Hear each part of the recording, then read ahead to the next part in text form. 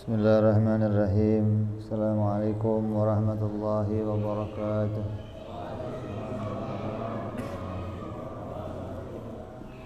Al-Fatihah ila ruhi Sayyidina Habibina Syafi'ina Rasulullah Sayyidina Muhammad ibn Abdullah Sallallahu alaihi wa ala alihi wa sahbihi wa sahbihi wa duriyatih Anna Allah ya'ini darajatihim fil jannah wa yanfa'una bi asrarihim wa anwarihim wa ilumihim wa nafahatihim wa barakatihim في الدين والدنيا والآخرة ويجعلنا من حسبهم ويرزقنا محبتهم ويتوفانا على ملتهم ويحشرنا في زمرتهم بالعافية والسلامة لهم الفاتحة أعوذ بالله من الشيطان الرجيم بسم الله الرحمن الرحيم الحمد لله رب العالمين الرحمن الرحيم مالك يوم الدين إياك نعبد وإياك نستعين اهدنا الصراط المستقيم صراط الذين أنعمت عليهم غير المغضوب عليهم ولا الضالين آمين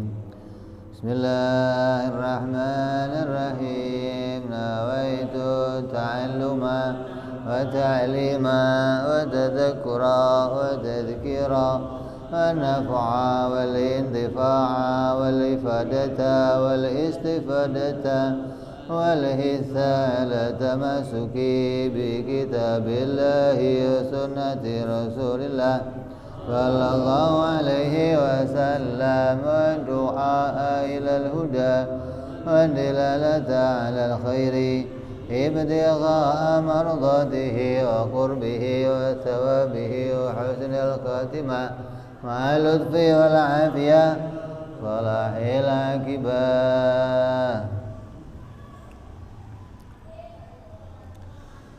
Bismillahirrahmanirrahim. Alhamdulillahirabbil alamin.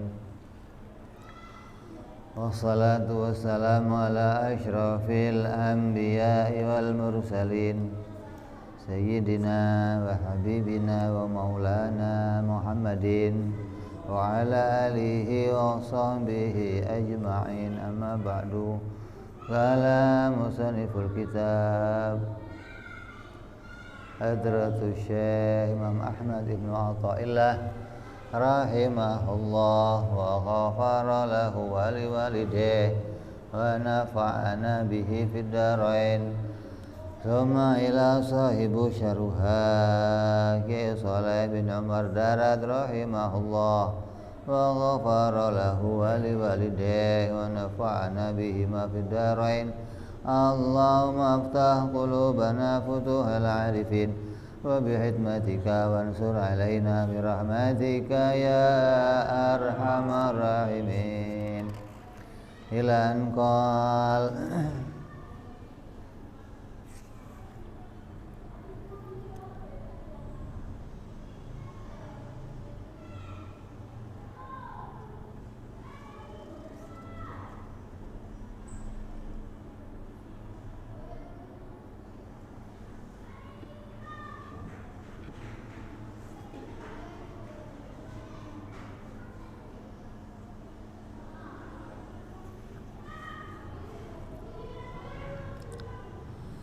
melanjutkan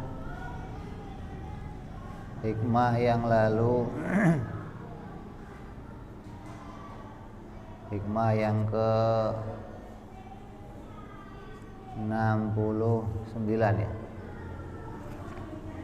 Tapi ada yang belum kita bahas ini.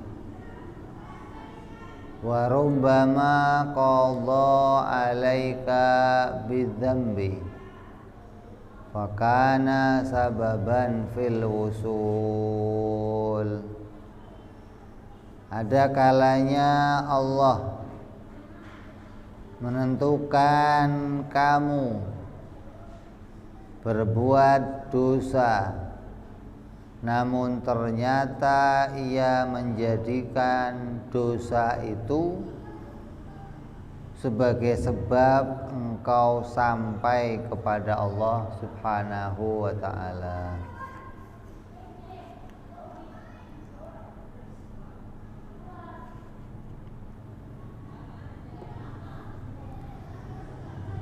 Ini melanjutkan hikmah yang kemarin. bahas masalah apa? Ada kalanya kita dibukakan pintu hidayah oleh Allah, dibukakan pintu taufik oleh Allah untuk bisa melakukan ketaatan, namun belum dibuka oleh Allah pintu penerimaan. Diundang ke istana, dapat undangan khusus, tapi belum dijumpai sama tuannya, sama rajanya. Lalu lanjut,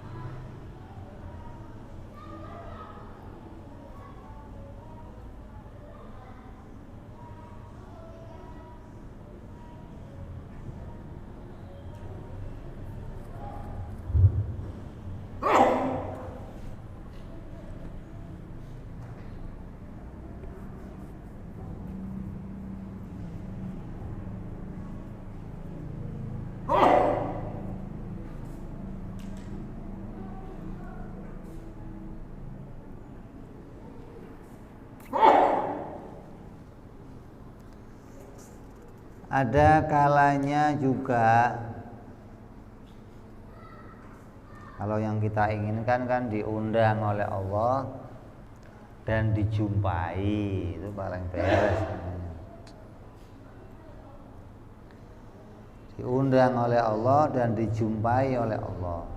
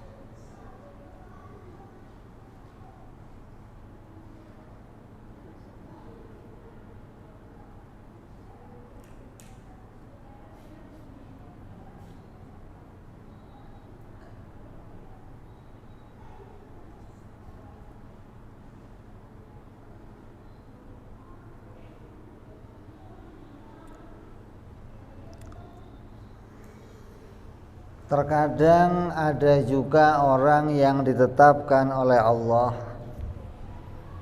di dalam qadha-Nya yang qadim, qadha-Nya Allah yang tidak berawal, yang tidak diintervensi oleh siapapun. Allah menetapkan seorang hambanya menjadi hamba yang bersalah. Kan bebas kan? Allah mau menetapkan kamu masuk ke dalam dunia akan berperan sebagai orang yang baik atau perannya jadi orang yang jahat, itu kan Allah yang ngatur. Maka Allah yang akan menetapkan siapa yang jahat dan siapa yang baik.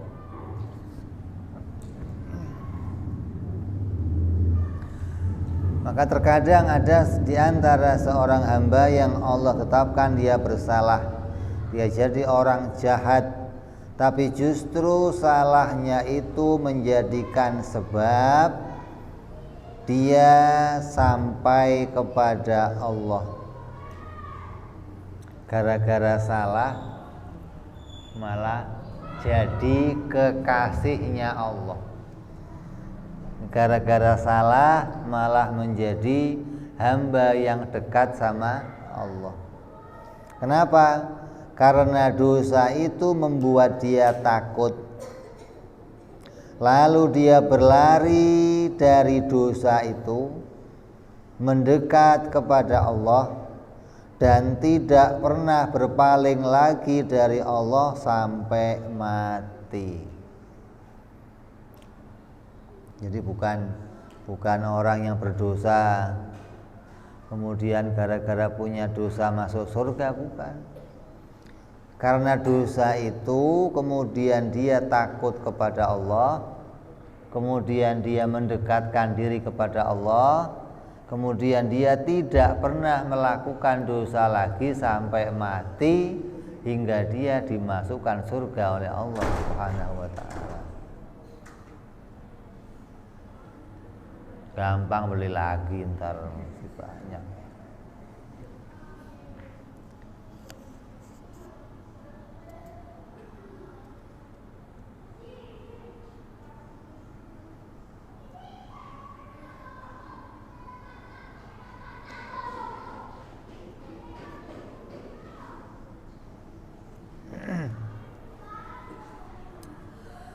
Sebabnya yang demikian itu karena terkadang ada dari amal soleh kita yang kita lakukan amal soleh itu, ketika kita melakukannya hati kita itu disertai dengan adanya ujub. Ujub itu apa? Bangga pada amalnya. Atau ketika dia beramal, dia menggantungkan keselamatan dirinya pada amal ibadah yang dia kerjakan. Ada juga begitu. Ada orang yang ibadah, malah ibadahnya justru menjauhkan dia dari Allah.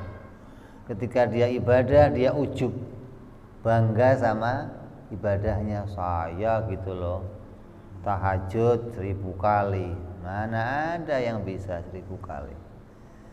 Saya zikir sekian ribu kali, puasa sekian kali, ujub, bangga dengan amalnya.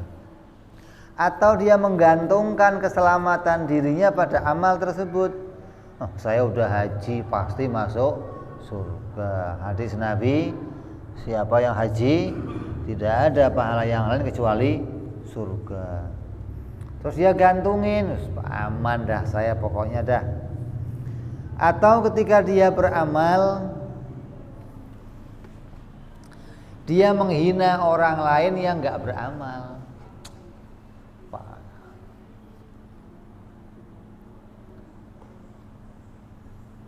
Maka yang demikian itu menjadi sebab amal ibadahnya tertolak, menjadi sebab amal ibadahnya tidak mendapatkan apa-apa di akhirat nanti. Berarti tidak setiap amal itu selalu diberikan pahala baik oleh Allah. Kemarin sudah kita omong, amal yang akan diterima punya beberapa syarat, syarat zahir dan syarat batin. Kalau syarat zahir kita terpenuhi, syarat batin terpenuhi, maka amal itu akan diterima. Ketika amal diterima juga ada tandanya.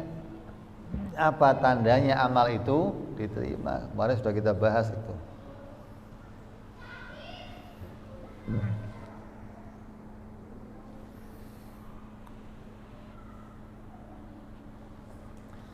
Maka kesalahan juga macamnya ada dua. Ada kesalahan yang membawa kita dihukum oleh Allah dan masuk ke dalam nerakanya Allah. Pantes orang salah dihukum masuk neraka. Tapi ada juga terkadang orang yang jatuh pada sebuah kesalahan, terkadang malah justru membawa dia menjadi dekat kepada Allah dan menjadi kekasihnya Allah Subhanahu wa ta'ala. Kenapa? Karena yang namanya ibadah itu harusnya isinya apa? Ibadah itu harusnya isinya apa?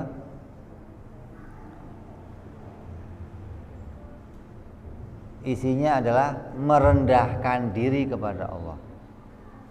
Ya kan? Ibadah itu bentuknya ketundukan dan merendahkan diri kepada Allah. Kok ada ibadah membanggakan diri? Ya tertolak. Mau ibadah kok isinya bangga, besar hati. Ibadah itu rendah. Ibadah itu isinya tunduk kepada Allah. Enggak boleh ada ibadah kok isinya bangga, ujub, enggak boleh. Maka malah enggak diterima amal ibadah itu. Begitu pula maksiat. Maksiat isinya harusnya apa? Hah? Maksiat isinya apa? Sombong, berani kepada Allah, membangkang kepada Allah. Ini ada maksiat kok tunduk, ada maksiat kok merendahkan diri. Oh ya selamat, gitu loh. Jadi yang dilihat jangan dohirnya, jangan isinya apa, gitu loh. Ada orang ibadah tapi isinya kebanggaan, kesombongan. Ada orang maksiat isinya malah ketundukan, malah kehinaan. Dia menyalahkan dirinya, kenapa saya kok begitu, kenapa? Oh selamat malah. Jadi kamu jangan tertipu dengan dohirnya yang dikerjakan manusia. Kamu lihat manusia nggak beramal, kamu lihat manusia ngelakuin maksiat, itu dohirnya. Batinnya kamu tahu nggak? Kalau batinnya berisi kerendahan diri, kehinaan diri, selamat. Lebih baik coba daripada taat. Maka Sayyidina Umar pernah ngomong, saya ini yang baik maksiat apa taat ya? Repot ini. Saya ini yang lebih baik maksiat apa taat. Kenapa? Karena ada taat yang tertolak, ada maksiat yang diampuni. Jadi saya mau milih mana ini? Mau milih taat yang kemudian tertolak oleh Allah, atau maksiat yang kemudian diampuni oleh Allah Subhanahu wa ta'ala.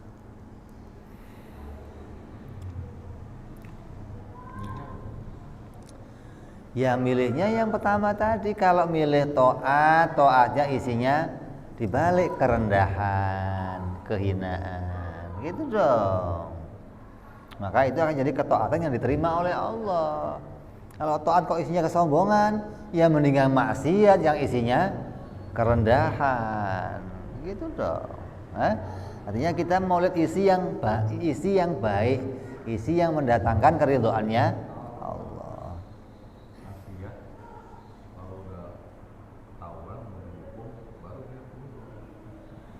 Oh enggak, ini ada persyaratannya nanti. Apa syaratnya kesalahan yang bisa mengantarkan kita ke surganya Allah? Ini bukan orang yang kemudian baca kitab ini terus saya nanti mau maksiat tapi yang begitu, oh ya nggak bisa. Ini ceritanya yang kemarin, maksiat yang sudah kamu kerjakan, gitu loh.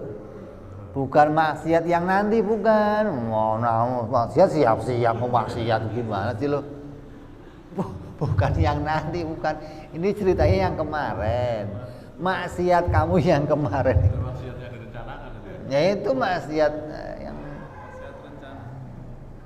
Harus menata begini harus gitu. lah itu. Seperti saudara-saudara Nabi Yusuf itu begitu kan. Nggak apa-apa, udah kita culik Nabi Yusuf, kita jual dia jadi budak, terus nanti kita taubat kepada Allah. Itu orang alim begitu, kalau mau maksiat begitu. Ketika maksiat dia tahu segera langsung taubat. Tapi kita nggak bicara yang di sini, nggak. Ada syarat kesalahan yang bisa mengantarkan seseorang ke dalam surganya Allah. Kesalahan yang bisa mengantarkan orang menjadi kekasihnya Allah. Yang pertama, orang yang berbuat dosa, lalu karena dosa itu dia menjadi takut kepada Allah.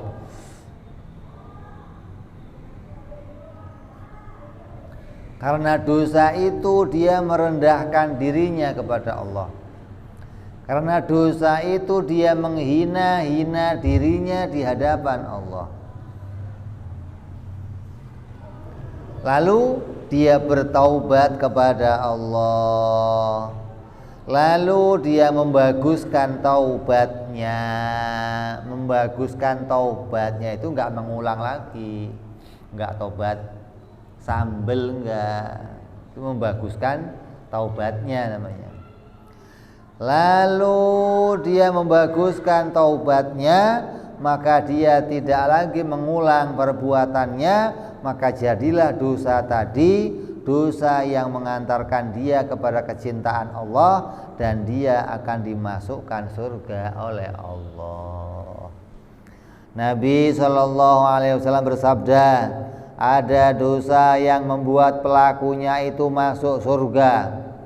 Sahabat bertanya, dosa yang bagaimana ya Rasulullah? Saya mau daftar ya Rasulullah. Dosa yang mengantarkan pelakunya masuk ke dalam surga. Sahabat nanya, kata Rasulullah, dia lari dari dosanya lalu taubat dan takut kepada Allah hingga mati, maka dia akan masuk surganya Allah Subhanahu wa taala. Begitu maksudnya.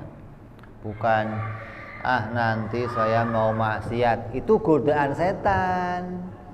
Setan ketika goda barseso ya, ketika goda orang-orang yang gila kepada kemuliaan, ketika lihat seseorang yang alimnya luar biasa dipuji-puji orang, tanya, apa resepnya kamu kok bisa alim begitu? Maksiat dulu. Kamu maksiat dulu, ntar kamu tobat kamu nanti kemudian akan jadi ahli ibadah yang melebihi ibadah kamu sebelumnya. Itu iblis kalau itu. Nggak boleh ditiru. Ini bukan nasehatin kamu suruh maksiat, bukan. Ini nasehatin kalau kamu sudah maksiat kemarin, kemudian maksiat itu membuat kamu lari dari lari daripada kemaksiatan itu mendekat kepada Allah, berarti maksiat kamu bawa kamu kepada keuntungan, gitu loh. Bukan kamu pengen untung maksiat, bukan. Ini nggak ngajarin orang maksiat, enggak loh, kira ngajarin orang maksiat. Jangan dipahami ini nuntun orang kalau kamu mau maksiat, bukan. Ini bicara yang telah lalu atau sebuah kemaksiatan yang kemudian membawa pelakunya menjadi orang yang mau bertaubat dengan sungguh-sungguh kepada Allah dan tidak mengulangi perbuatannya, lalu masuk surganya Allah. Nah, kalau kita kan maksiatnya jajan, hari ini maksiat, taubat, maksiat lagi, taubat, maksiat lagi, tobat. Nah, yang begitu kok pengen jadi kekasihnya Allah bagaimana? Bisa? Ya nggak bisa, kasihnya iblis paling itu. Yang kedua, orang yang telah melakukan satu kemaksiatan lalu dia menjauhi kawan-kawannya yang suka mengajak dia maksiat. Kamu tahu kalau saya keluar rumah nih, depan ada tongkrongan, dicegat, saya bisa suruh nongkrong, paling enggak sloki kena nih. Udahlah, cari jalan lain lah gitu loh. Maka orang yang menghindari kawan-kawannya yang ahli maksiat, berusaha untuk tidak maksiat, berarti dia punya jalan baik untuk jadi kekasihnya Allah. Nah, jangan sampai kamu yang ngajakin, malah justru malah kalau ada orang yang enggak maksiat malah kumpul gitu, malah ente biangnya berarti. Ini ente disuruh menjauhi kawan-kawan yang senang berbuat maksiat. Kita kan sering kawan ada komunitas kan. Entah komunitas kumpul di sini, komunitas kumpul di sana, yang tiap-tiap komunitas punya kesenangan beda-beda. Kalau kamu tahu itu akan ada kemaksiatan di sana, ya jauhi, jangan dikumpulin lagi. Cari teman yang lain yang kira-kira membawa kita kepada ketaatan kepada Allah Subhanahu wa taala. Yang ketiga, menjadi orang yang menyiapkan diri akan datangnya kematian. Setelah orang itu maksiat, dia tahu dia berbuat salah, terus dia tahu dirinya akan punya ancaman untuk masuk nerakanya Allah. Terus dia siap-siap menyiapkan modal, menyiapkan bekal untuk keselamatan di akhirat.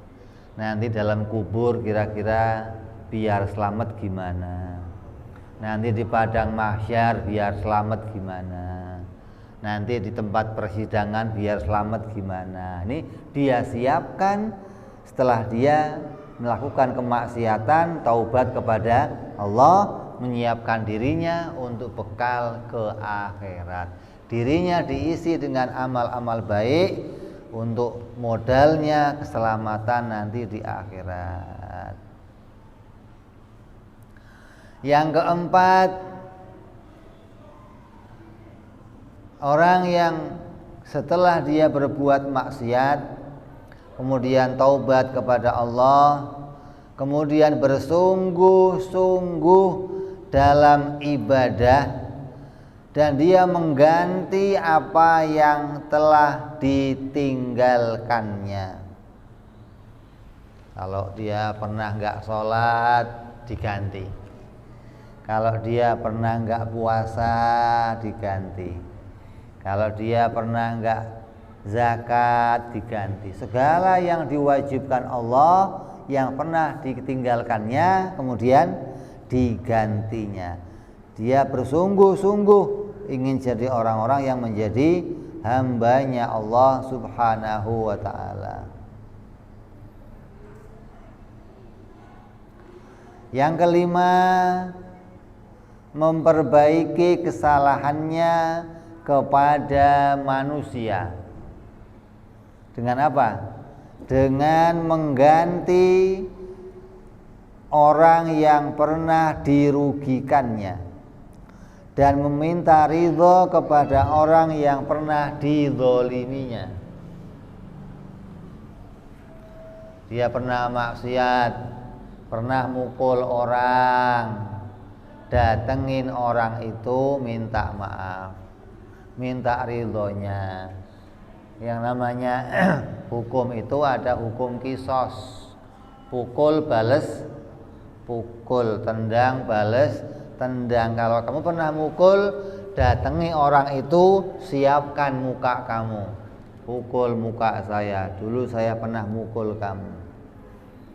Ini mengganti kesalahan yang pernah dilakukan. Kalau orang itu enggak ada, udah saya maafin kamu, berarti dia meridhoi, memaafkan kita dan ridho kepada apa yang telah kita lakukan, dia maafkan. Kalau enggak gimana? Ya kamu harus minta ridhonya dengan cara apapun. Ini memperbaiki kesalahannya pada orang lain. Atau pernah memakan hartanya orang lain, ya ganti. Dulu pernah makan bakwan 3, ngomong 1, pernah.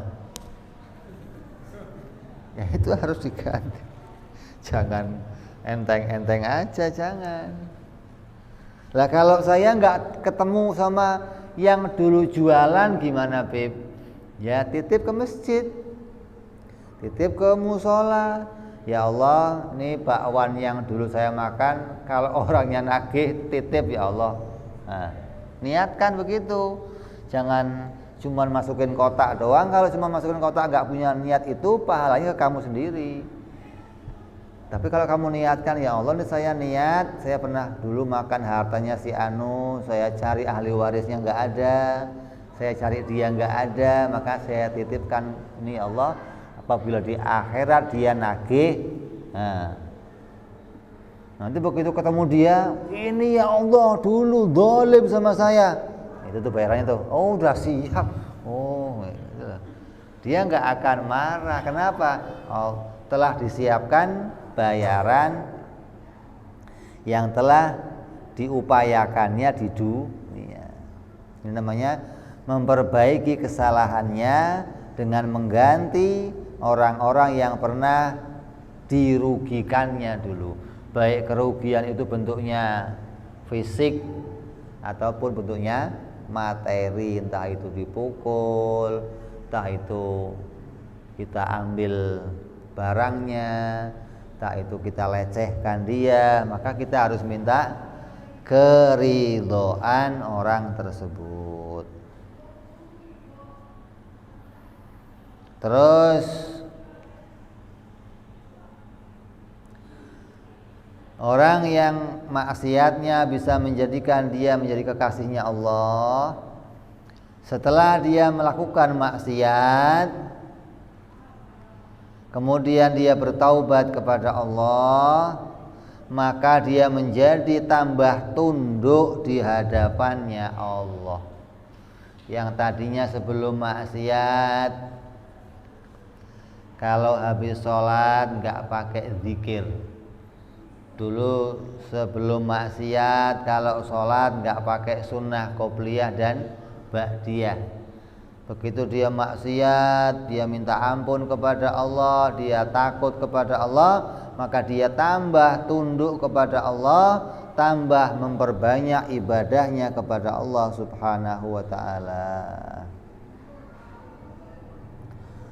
Terus orang yang berbuat maksiat, kemudian dia taubat kepada Allah, kemudian dia bisa berserah diri kepada Allah Subhanahu wa ta'ala. Artinya menyerahkan segala apapun upaya dirinya dikembalikan kepada Allah Subhanahu wa ta'ala. Yang tadinya dia segalanya mengandalkan dirinya, setelah dia sadar, dia taubat, maka dia menjadi orang yang berserah diri atas segala apapun yang terjadi. Ini diserahkan semuanya adalah keputusan Allah dan ketentuan Allah Subhanahu wa ta'ala. Yang kedelapan, orang yang maksiatnya itu bisa membawa dia menjadi kekasihnya Allah adalah orang yang berbuat maksiat, kemudian dia taubat kepada Allah, kemudian dia menghina dirinya di hadapan Allah, menghina dirinya di hadapan manusia, bahwa saya manusia paling jelek, saya hamba paling rendah, saya hamba yang paling jauh dari Allah, tidak ada orang yang lebih jelek dari saya. Direndahkan dirinya sendiri. Dia nggak pernah merendahkan orang lain, nggak pernah menganggap, sampai dia katakan, kalau saya dibandingkan sama anjing masih lebih mulia dari saya. Kalau kamu kan enggak, kita kan enggak ya. Kalau lihat anjing, najis lu. Kayak lu enggak najis, lu najis. Anjing malah enggak mau ketemu lu gitu. Kayak ceritanya siapa?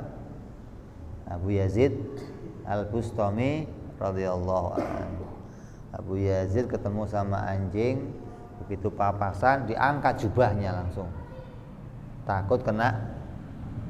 Anjing yang ngomong, Bustami, emangnya saya ini pesen mau jadi begini Bustami, itu kenapa takut sama saya? Kalaupun kamu kena liru saya, tinggal kamu cuci kan beres. Kenapa kamu angkat-angkat begitu jubah kamu? Kotornya baju kamu gampang dihilangin Bustami, tapi kotornya hati kamu susah ngilanginnya Bustami. Coba langsung turun al-afu di dekat, minta maaf saya. Coba anjingnya ngomong. Kalaupun kamu kena, masalahnya apa? Kamu tinggal dicuci selesai. Jangan kamu anggap saya ini kayaknya najis, jijik, kamu nggak mau ketemu saya, nggak mau. Itu penyakit yang lebih berat di hati kamu, menganggap kamu lebih mulia dari hambanya yang lain. Ini diingatkan. Artinya kadang diri kita masih sering punya penyakit seperti itu. Jangankan ketemu sama hewan-hewan yang rendah, kita ketemu sama orang aja kadang merendahkan luar biasa. Ini nggak beres. Kita nggak boleh menjadi orang yang hatinya menganggap dirinya lebih hebat dari orang lain. Kita harus bisa menganggap diri saya orang yang paling hina dari semua manusia yang ada. Nggak ada orang yang lebih hina dari diri saya. Ini harus begitu. Yang ke-9, orang yang taubatnya menjadikan dia menjadi orang yang mulia dan menjadi kekasih Allah adalah orang-orang yang memuliakan orang lain yang tidak bersalah. Kalau kamu jadi orang tua, maka hatinya harus bagaimana? Saya sudah tua, umurnya sudah panjang. Kalau ketemu sama yang muda, dosanya pasti banyak saya. Kenapa? Dia umurnya belum banyak, saya umurnya banyak, dosanya mesti banyak saya. Maka anak muda ini lebih mulia dari saya. Kalau kamu anak muda ketemu yang tua, maka perkataannya dibalik. Umur saya masih muda, umurnya sudah tua. Pasti dia banyak amalnya, saya belum punya amal yang banyak. Hingga tidak pernah memandang orang lebih hina dari diri kamu kan. Orang semua lebih mulia dari kamu. Yang muda kamu muliakan, yang tua kamu muliakan. Gak pernah menganggap ini mah cek-cek, ini nggak ada begitu, nggak ada. Semuanya kita anggap seseorang yang oleh Allah diangkat menjadi orang yang di atasnya kita, dimuliakan, diagungkan oleh Allah. Berapa banyak wali-walinya Allah yang berasal dari orang-orang ahli maksiat, lalu dia taubat, lalu dia membaguskan taubatnya hingga dia menjadi kekasihnya Allah Subhanahu wa ta'ala. Tidak yang laki-laki, tidak yang perempuan. Rabi'atul Adawiyah, siapa dia? Terus Fudail ibn Iyad, terus Utbah bin Hulam. Ini dulunya pencuri, perampok, pemabok, penyanyi bar, terus taubat kepada Allah. Malik bin Dinar, siapa dia? Taubat kepada Allah, sujud kepada, hingga terus jadi walinya. Ini jangan dianggap, oh kalau saya sudah ahli maksiat, pernah berzina, pernah minum arak, kalau saya nggak mungkin jadi kekasihnya. Oh, jangan begitu. Allah bisa menjadikan siapa saja jadi kekasihnya, asalkan apa? Ada kerendahan diri pada diri kita, bukan kebanggaan diri, bukan ujub, bukan membesarkan, tetapi merendahkan diri. Ini bagian dari orang-orang yang akan diangkat oleh Allah menjadi kekasihnya Allah Subhanahu wa ta'ala.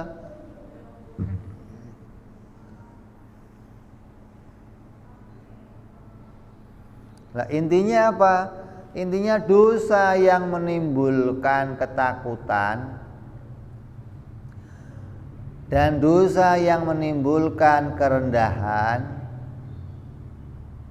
dan dosa yang membawa kita menjadi orang-orang yang ahli taubat itu lebih baik daripada ibadah yang membuat kita menjadi orang yang merasa aman dari nerakanya Allah, dari azabnya Allah, dan bangga pada ibadahnya sendiri. Ini intinya, jangan sampai kita menjadi orang-orang yang ketika melakukan ibadah menganggap ibadah itu adalah hal yang akan membawa dia masuk surganya Allah, hingga dia bangga pada ibadahnya, hingga dia merendahkan orang lain.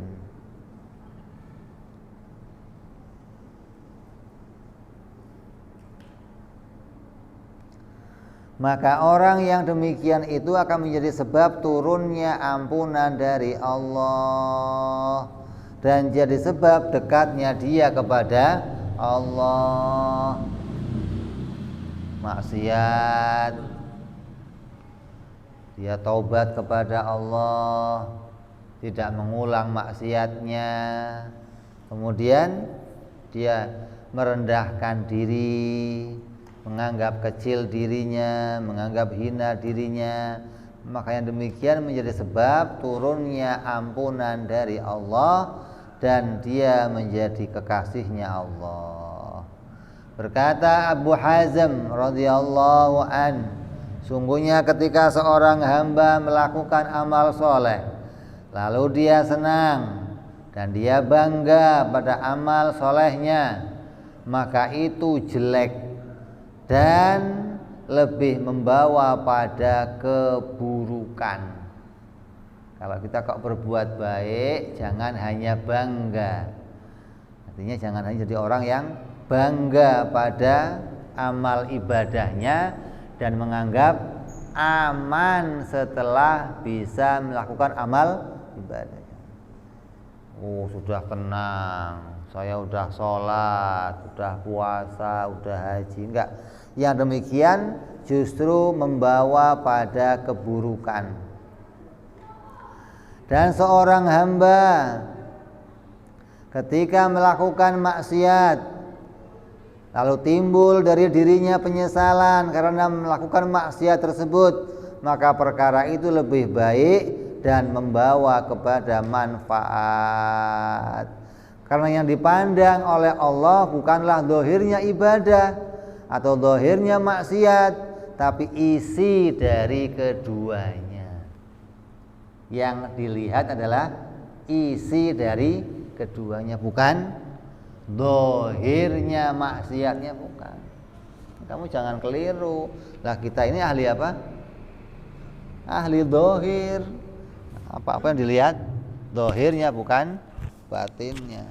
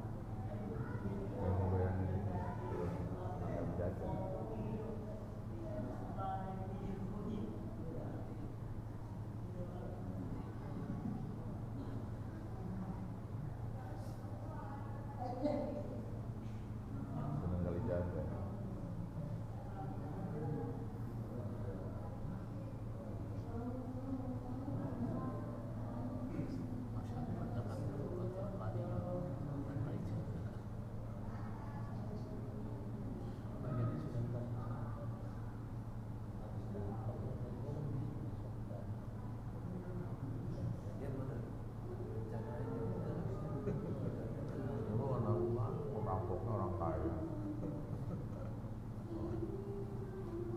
Ada padi.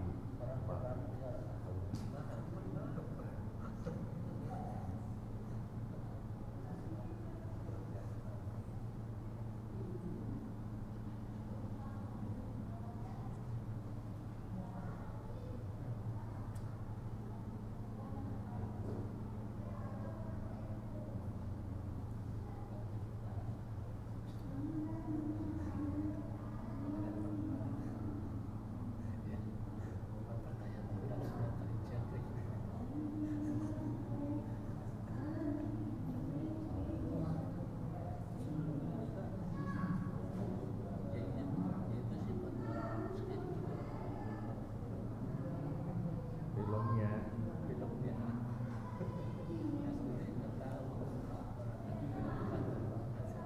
pasti bapaknya kan pasti dia ya wajah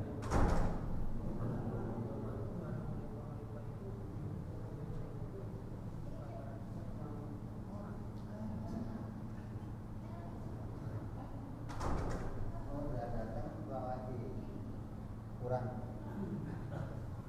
orangnya kurang.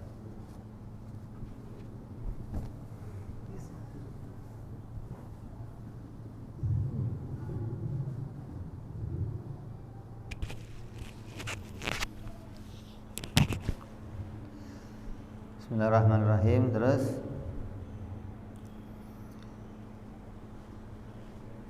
ketaatan itu menjadi mulia karena isinya adalah ketundukan dan merendahkan diri di hadapan Allah.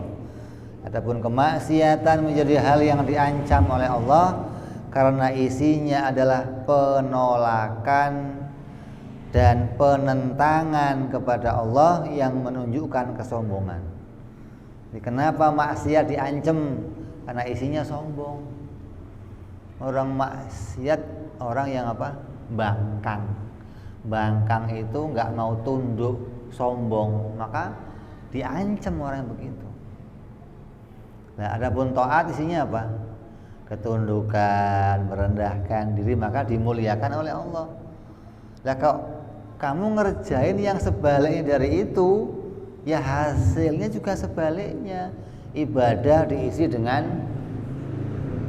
sombong, bangga, ya nggak diterima. Sebaliknya ibadah itu akan diancam apabila isinya kesombongan dan maksiat menjadi terpuji karena isinya adalah merasa hina dan kotor di hadapan Allah Subhanahu wa taala.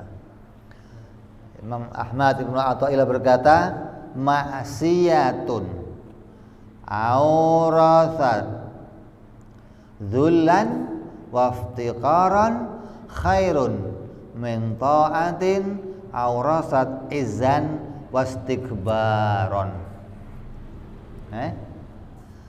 Maksiat yang melahirkan rasa hina dan rendah lebih baik daripada ketaatan yang melahirkan rasa bangga dan kesombongan. Tapi ini jangan buat senjata. Kadang buat senjata, ngapain lo taat sombong begitu, mendingan gua maksiat, kepret lo, mendingan gua maksiat. Ini bukan ungkapan yang mau kamu keluarkan, bukan. Kalau kamu keluarkan lebih rendah lagi malah justru. Bagaimana sih?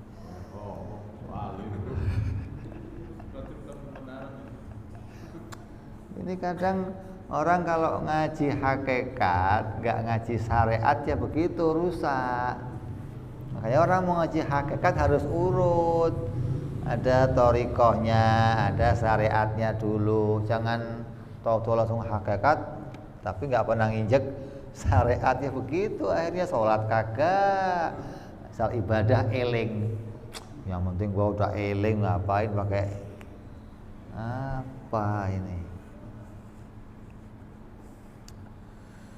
Maksiat yang melahirkan kehinaan hingga engkau menjadi orang yang sangat butuh kepada Allah, itu lebih baik daripada ketaatan yang menimbulkan rasa mulia dan sombong hingga tidak butuh lagi pertolongan Allah untuk masuk surganya Allah, tidak butuh kepada Allah untuk bisa mengerjakan taat yang berikutnya. Dianggap taat muncul dari dirinya, oh itu kejelekan yang luar biasa. Hina dan butuh kepada Allah itu keduanya sifat hamba. Hamba atau abdi atau budak sifatnya apa? Hina dan butuh. Kalau kamu bisa mengikat sifat ini senantiasa kepada Allah, di hadapan siapa aja merasa lebih hina, di hadapan Allah merasa sangat butuh. Ini kita telah memiliki sifat kehambaan di hadapan Allah. Adapun mulia, agung, terhormat itu adalah sifat Tuhan. Jangan kamu raih sifat itu. Dikit-dikit sombong, wah, itu bukan sifat kita, bukan. Sehingga tidak ada kebaikan di dalam ketaatan yang menimbulkan perasaan mulia dan agung. Sebab keduanya adalah sifat Allah. Dan tawadhu, orang yang berbuat maksiat dan perasaan hina dan takut kepada Allah itu lebih utama daripada takaburnya orang alim atau seorang abid. Ini banyak kisahnya sebenarnya. Ini salah satu kisah dikisahkan, terdapat seorang laki-laki Bani Israel yang dijuluki Al-Khali namanya. Itu orang yang gemar berbuat maksiat, ini bajingan tengik dah. Preman pasar nggak boleh lewat lihat jemuran hilang, anak perawan bunting, pokoknya nggak bisa motor parkir raib, pokoknya sekampung dah sumpek lihat dia dah. Ini sampah masyarakat dianggapnya. Suatu hari si Khali ini ketemu dengan ahli ibadah dari Bani Israel. Ini cerita Israiliyat. Ya, ini orang yang ahli berbuat ketaatan, saking dia mendapatkan kemuliaan dari Allah, banyak taat, di atas kepalanya terdapat payung.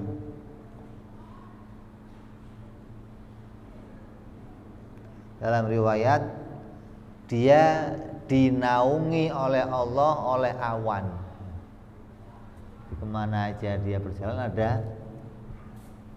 Bedanya apa awan yang dinaungi oleh para wali dengan awan yang menaungi para nabi? Kalau awannya para wali kayak awannya Sunggokong maksudnya, asal diundang datang, kalau diusir pergi. Kalau awannya para wali nggak diundang, awannya para nabi nggak diundang, kemana aja dinaungi aja. Makanya ketika Nabi ketemu sama pendeta Bukhairah masih kecil, Bukhairah, dia melihat Nabi diayungi awan. Ketika Nabi diajak masuk ke rumahnya, Nabi membuka sendalnya sampai rumah, Bukhairah keluar lagi lihat sendalnya dipayungin. Oh, memang ini Nabi, kalau ini bukan wali, kalau ini udah sendalnya. Kalau orang lain enggak, kalau wali enggak. Ketika dia masuk rumah, hilang awannya. Nanti dia keluar, panggil lagi gitu loh. Datang lagi. Kalau Nabi enggak, senantiasa terus. Ini seorang wali dari Bani Israel yang punya keramat sampai dinaungi awan. Ketika Khalid berkumam, ketika dia berjumpa papasan, dalam hatinya Khalid ini ngomong, aku ini pendosa, gemar maksiat, Aku ini orang kotor, orang hina. Dan ini yang lewat di depanku adalah seorang ahli ibadah. Dia kaum Bani Israel, orang yang dimuliakan oleh Allah. Maka lebih baik aku bersanding duduk dengannya. Kenapa? Karena mudah-mudahan dengan duduk bersama dia Allah turunkan rahmat, Allah berikan untukku karunia. Saya dapat berkahnya dah, dapat kecepretan syafaatnya. Maka semoga harapannya dia berharap Allah memberinya rahmat, memberinya pertolongan. Lalu si Khalid tadi duduk di dekat si Abid. Lantas si Abid pun bergumam, aku ini orang soleh. Ini hatinya ini nggak nyuara enggak? Kalau nyuara berantem. Hatinya yang bersuara. Hatinya bergumam, hatinya berbicara. Aku ini seorang hamba Bani Israel yang soleh, orang alim, terhormat. Sedangkan ini adalah Khalid, orang yang gemar maksiat. Maka tidak layak aku duduk berdampingan dengan dia.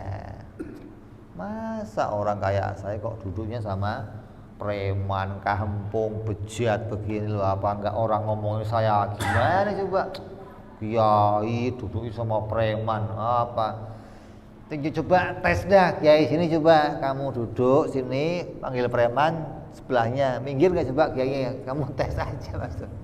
Kalau kamu nggak percaya kamu tes, panggil Kiai, panggil preman sini yang paling tengik siapa? Tolong nih kasih minum sama Kiainya, terus duduk sebelahnya. Kalau nggak minggir Kiainya gerah. Apa ini sebelahnya? Ini sama kayak si Al-Abid sama si Khalid ini. Lalu si Abid itu serta-merta merendahkan si Khalid dan menendang, ya Pak, pindahlah, tak pindah saya sana duduknya lah, duduk di sini mau preman begitu, apa enggak merendahkan nama saya ntar, kok difoto viral, wah apa enggak rame saya, waduh, wah ya ini, lah minggir dia akhirnya. Maka tidak lama kejadian itu Allah menurunkan wahyu kepada Nabi pada masa itu, Nabi Bani Israel. Maka Allah berfirman, perintahkan dua orang tadi, yaitu si Abid dan Khalid, untuk sama-sama memperbanyak amal. Aku benar-benar telah mengampuni dosa-dosanya Khalid, dan aku telah merusak amalnya si Abid. Maka seketika itu awannya si Abid pindah ke Khalid. Keramatnya diambil, dipindahkan ke Khalid. Yang tadinya ahli maksiat justru dikasihi oleh Allah. Kenapa? Karena hatinya merendahkan dirinya. Hatinya menganggap dia orang yang hina, orang yang butuh pertolongan Allah. Kalau enggak diberi syafaat Allah, saya bagaimana?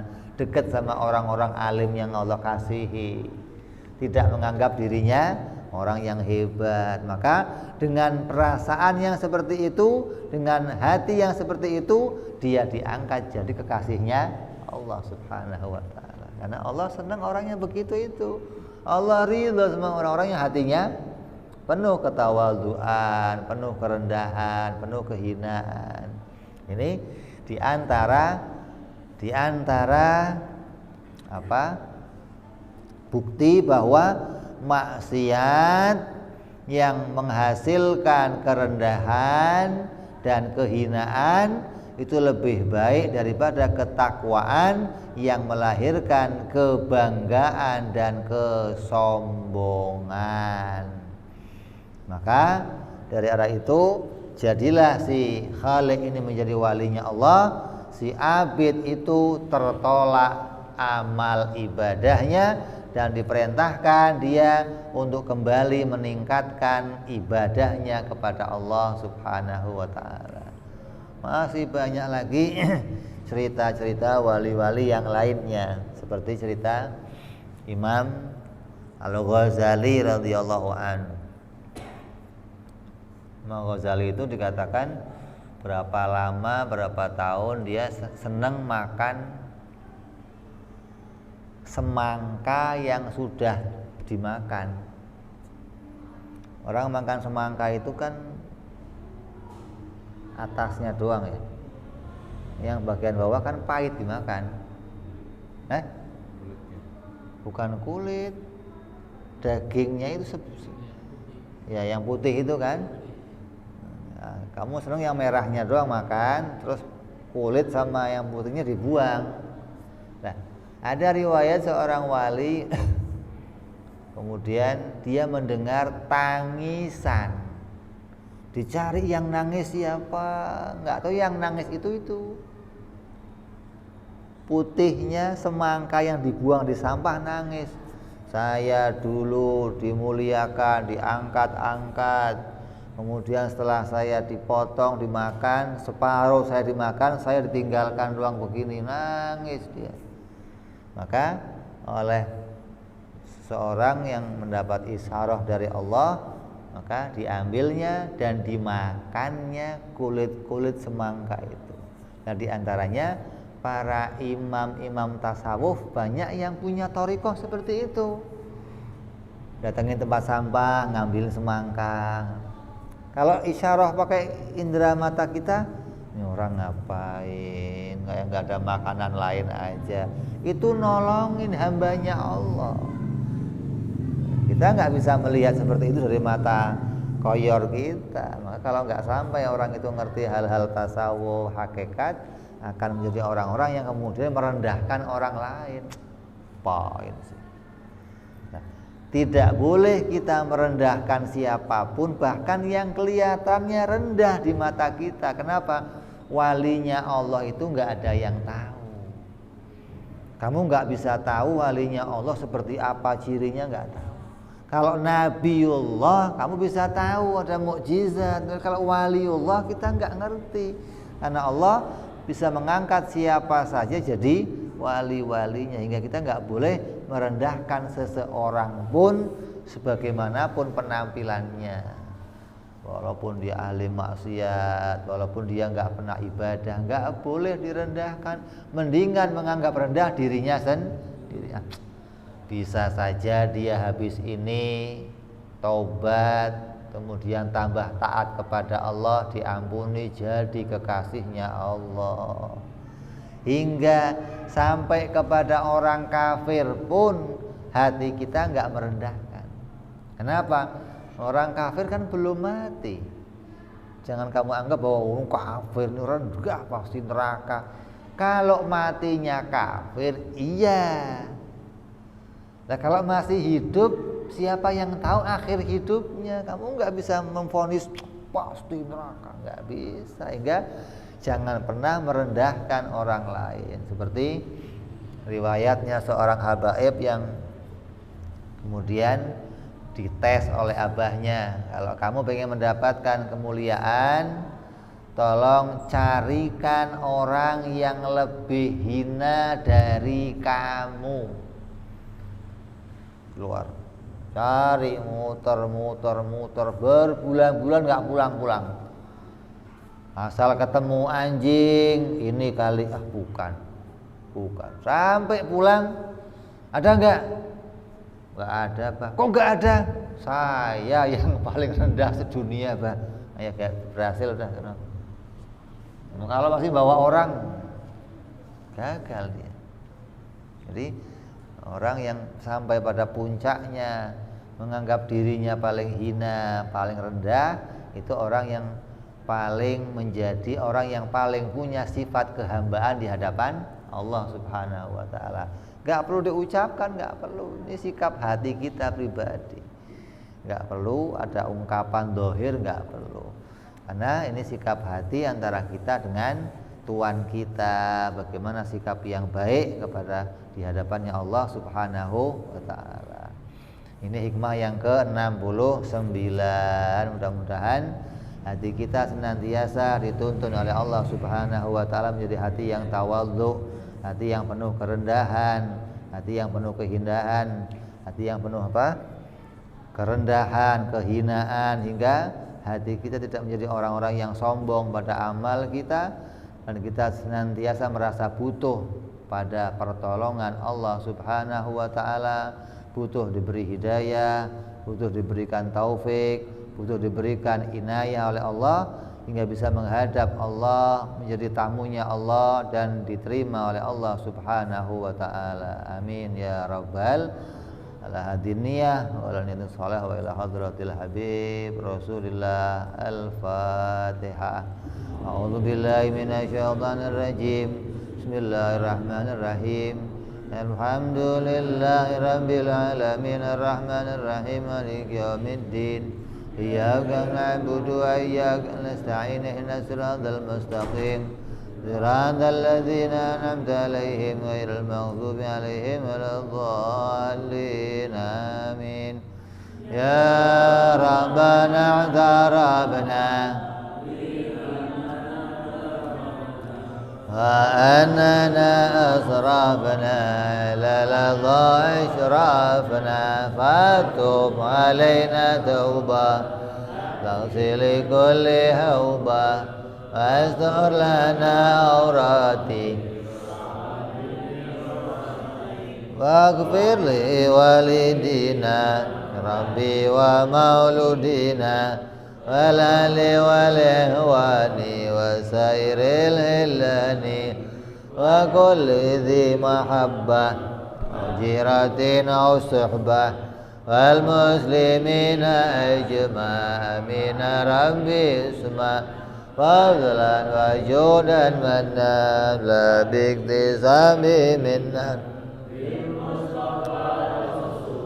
مضى بكل سولي صلى وسلم ربي عليه عند الحب وآله وصحبه عدد طاسي صحبي والحمد لله للبدي وتناهي سبحان ربك رب العزة عما يصفون سلام على المرسلين والحمد لله رب العالمين. Assalamualaikum warahmatullahi wabarakatuh.